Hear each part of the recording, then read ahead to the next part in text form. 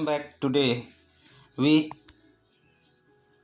are going to studying relation and function. तो relation and function जो संबंध और फलन है ये क्या चीज़ है, इस चीज़ को हम लोग देखेंगे।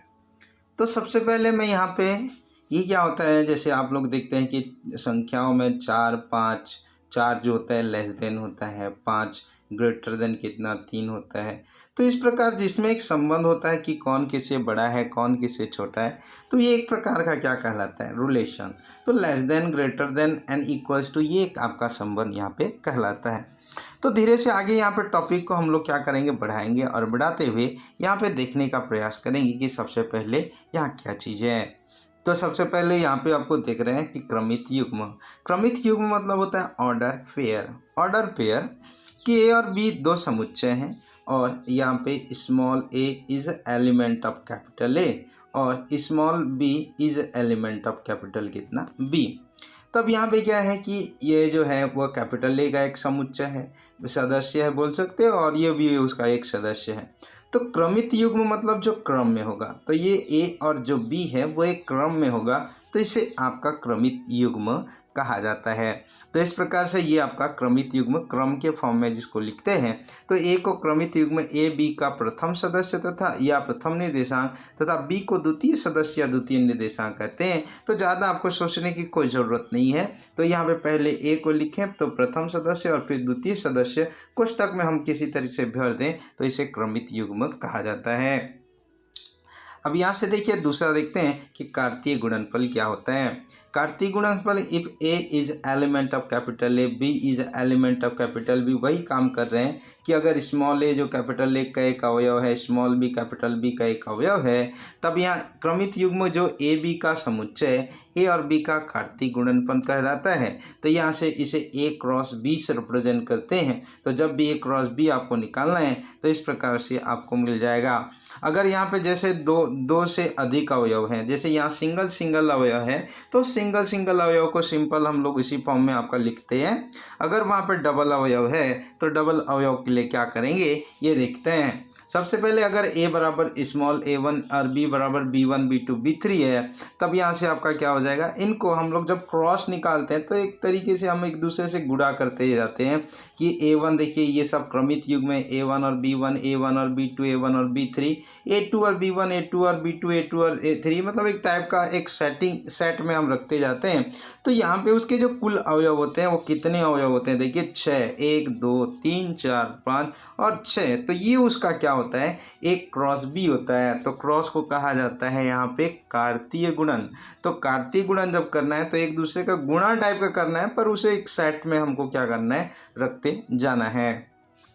अब यहाँ से कुछ एग्जाम्पल्स मैं आप लोग के सामने लेने का प्रयास करता हूँ। यहाँ पे जैसे बोल रहा है कि कुछ एग्जाम्पल, यदि x बराबर क्या होता है, आपको पूछ रहा है प्रश्न, यदि x बराबर x बटे 3 धन कितना हो जाएगा 1 और y ऋण 2 बटे कितना 3 इतना हो, तो x y का मान ज्ञात कीजिए। तो यहाँ पे बस एक काम करना है, ये इस चीज़ को पहले वाले के साथ कंपेयर करेंगे, दूसरे चीज़ को दूसरे वाले के साथ कंपेयर करेंगे।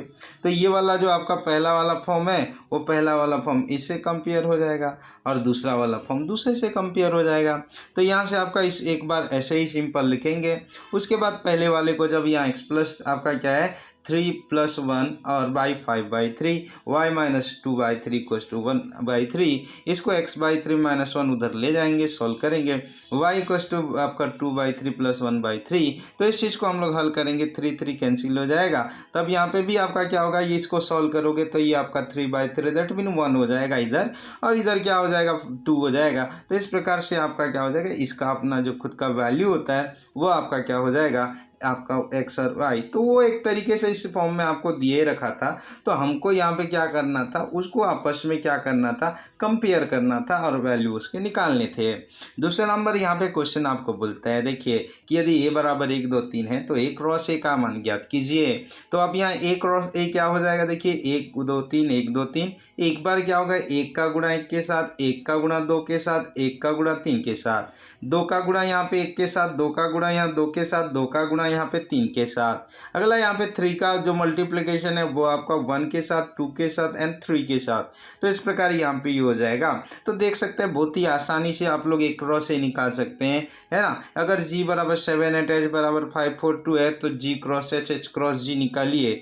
तो यहाँ पे जो पहले आपका आएगा उसी को पहले लिखना है 7 एंड 5। देख सकते हैं 7 5। सेकेंड नंबर गुणा कुछ नहीं करना है, बस एक सेट करने का एक तरीका है ना। तो यहाँ पे देखिए इसको सेट करते जाते हैं 8 5 8 4 8 2।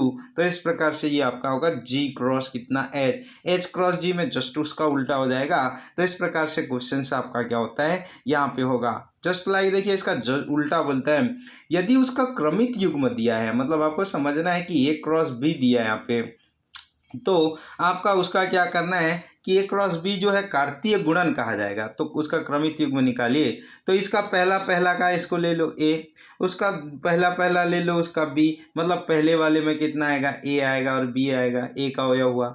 दूसरा ये कैपिटल A बराबर हो जाएगा, मतलब पहला पहला जो अवयव है वो है पहला पहला अवयव जो b, और दूसरा यहाँ पे b जो होगा इस पहले पहले अवयव के साथ कौन कौन है, x है और कितना y है, दूसरे के साथ भी x और y है। तो so that a equals to यहाँ पे जो वैल्यू आएगा वह कितना होगा ए बी, और v इक्वल्स टू जो वैल्यू आएगा वह कितना एक्स वाई। तो ये कार्तीय गुणनफल में था, अलग अलग इसको करना था, है ना।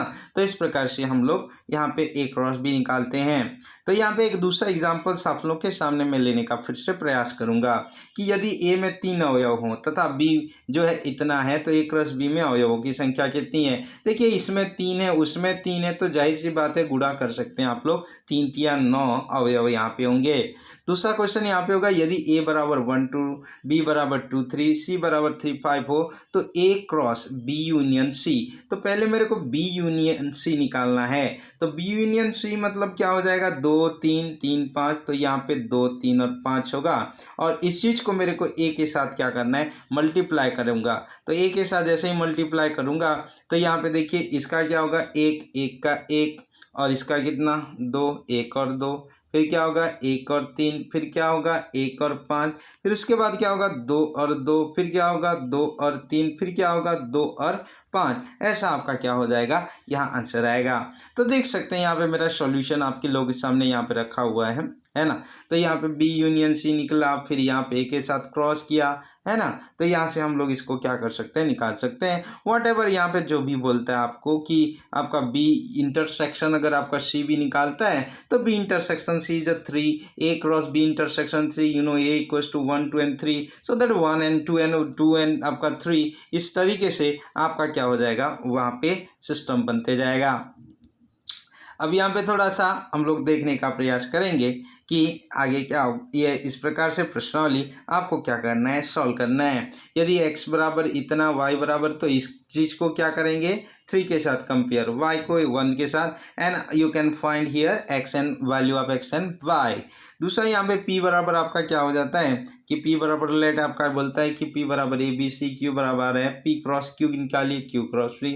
तो पहले एक बार इसको रख लेंगे फर्स्ट में ये रहेंगे, फिर उसके बाद ये, है ना। अगर उल्टा आपको निकालने के लिए बोलता है तो उल्टा उसके में आपको क्या करना है, फिर से उसके अपोजिशन में ये पहले रहेगा ये बाद में रहेगा। तो इस प्रकार से आपको क्वेश्चन आपको निकालना है। यहाँ पे 4 नंबर क्वेश्चन भी बेहद आसान होगा। एक क्रॉस, पहले इंटरसेक्शन निकालो, एक एक साथ क्रॉस, इन दोनों का क्रॉस निकालो, इन दोनों का क्रॉस निकालो, फिर इंटरसेक्शन निकालोगे, है ना। तो यहाँ पे जैसे मैं इस क्वेश्चन को दूसरा नंबर को बोलता हूँ तो मेरा ए क्रॉस क्या हो जाएगा, जो बी होगा उसका वैल्यू कितना है, ये ए है ये बी है ना।